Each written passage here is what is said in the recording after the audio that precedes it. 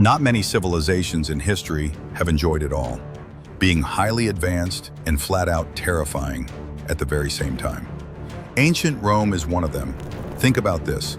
Romans are the ones who built massive aqueducts that still work today, developed concrete stronger than our own, and arranged concepts that are the basis of modern systems of justice. But here's the catch.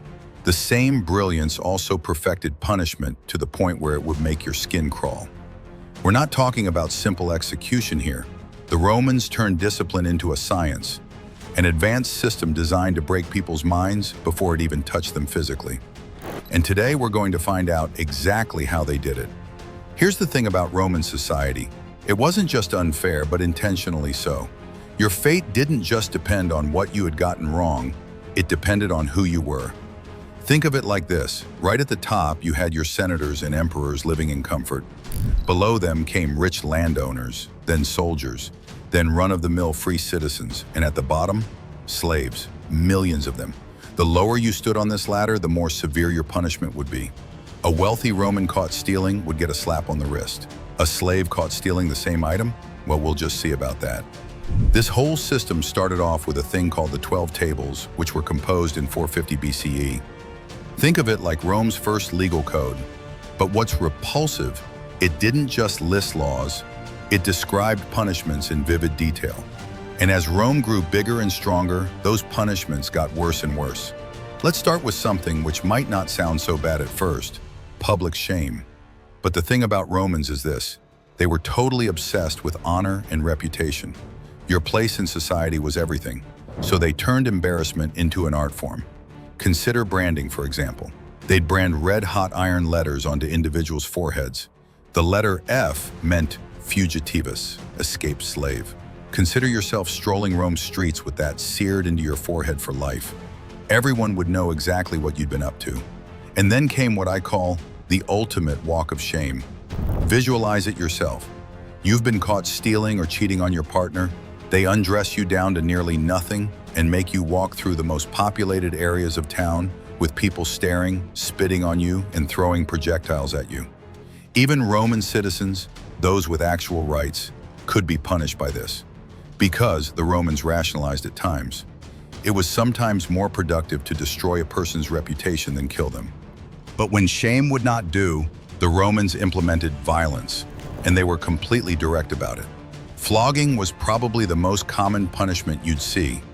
We're talking about whipping with rods or leather straps until your back was torn open and you passed out from the pain. Roman soldiers used to do that to each other on a regular basis. For disobeying orders, desertion, and even for stealing. Then it got even worse. They'd sever limbs as punishment. Perhaps you stole something, lose a hand. Deserted the military outpost, bye-bye foot. And on occasion they'd castrate people, which was not only painful beyond imagination, but horribly humiliating and life-changing. And remember, this is ancient Rome. No painkillers, no sterilized instruments, no antibiotics. The idea was not so much to injure you in the short term, it was to scar you for life, so everyone would be aware of what you had done. Now we come to the really nasty stuff. Romans did not just kill people, they made a show of it. All people know about crucifixion because of Jesus, but the Romans had been doing this for centuries before him. They reserved it primarily for slaves, revolutionaries, and traitors. How they did it was repulsive. You'd be beaten to an inch of your life first, and then nailed or tied to a wooden cross and left to die slowly and painfully. We're talking about days of suffering before finally dying. But hold on till you find out something else that will most likely interest you more. Damnatio ad bestias. That translates to condemnation to the beasts. They'd place criminals in arenas with famished lions, bears, or leopards. Sometimes they were provided a small weapon to defend themselves. Other times, they had nothing. There were thousands of people who would gather in a place like the Colosseum to view this happen. It was practically a sport to them. Imagine that. They were cheering while somebody was being torn to pieces. Now, if you happened to be lucky enough to be a Roman citizen, especially a wealthy one, then you could end up with decapitation instead. And surprisingly, that was considered merciful, quick, clean, and relatively dignified compared to the others. This is where things get twisted. Your social class and gender decided not only your sentence, but whether or not you even got a fair trial. Male Roman citizens were able to appeal their sentences or occasionally opt for exile in place of execution. Women? Not exactly.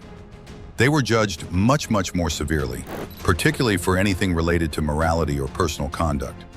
In wealthy families, there was this ghastly practice where they'd preserve the family honor by letting an ashamed woman silently take her own life.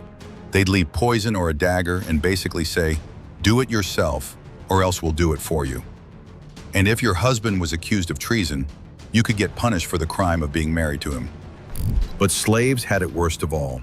If a slave was guilty of a crime, or even if their master was murdered and they themselves had no hand in it, all of the slaves in the household might be executed. The rest would be intimidated into obedience. There was a type of revenge that was so gruesome, it had a name, point cruelty. What happens is, they'd place you in a sack with poisonous snakes or wild animals, and then throw you into a river. This was only for the people who killed their own parents. The Romans felt that this was such an unnatural act that the punishment had to be equally gruesome. And then, as the centuries rolled by in Rome, their system of justice did somewhat change. When Constantine became emperor and Christianity spread, some of the more demanding public spectacles began to die out.